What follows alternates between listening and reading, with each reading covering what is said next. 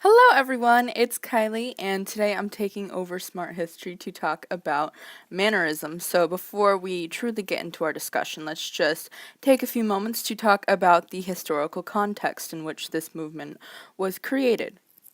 Mannerism was a response to the aesthetic ideals of the Renaissance.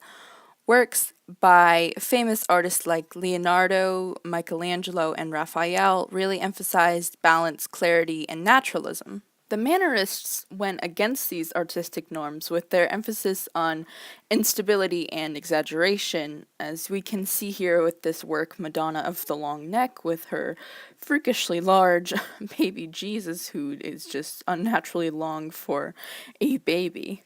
One possible explanation as to why Mannerism was developed is that at the end of the High Renaissance in Italy, particularly Florence, there was a lot of social change, such as the Protestant Reformation and Copernicus's theory that the planets moved around the sun. So naturally, as a reaction to this social change, there was going to be a change in art, in the way people express themselves. So now that we've covered the historical context, let's talk about a specific Mannerist painting. One of the works that really shows these Mannerist ideals is the Entombment of Christ by Jacopo da Pontormo.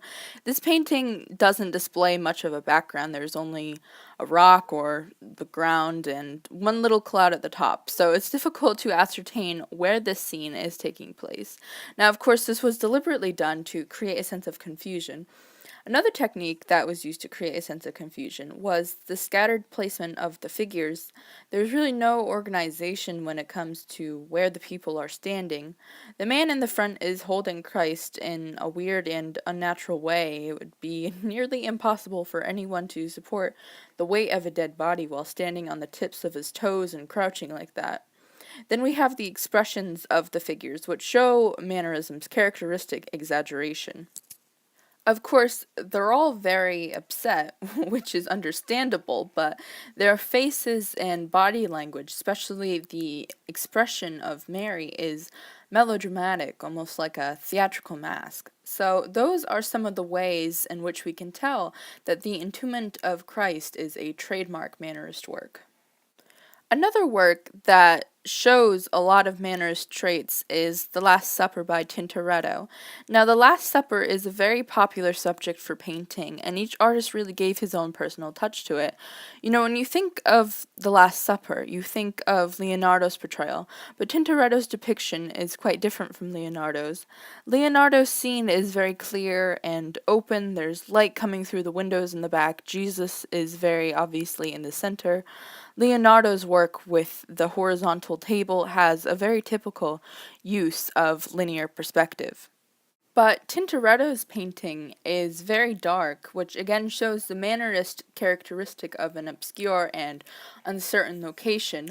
Unlike Leonardo's work, the center of the painting doesn't feature the main characters, it features irrelevant secondary characters like the lady with the basket.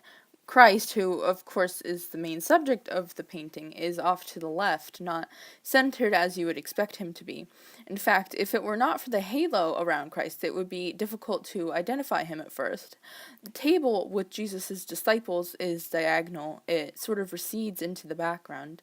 Tintoretto's choice of including angels on top of the painting goes against the high Renaissance ideal of focusing only on the natural world. So overall, the asymmetrical composition and focus on spirituality instead of rationality is what really makes Tintoretto's Last Supper a Mannerist work.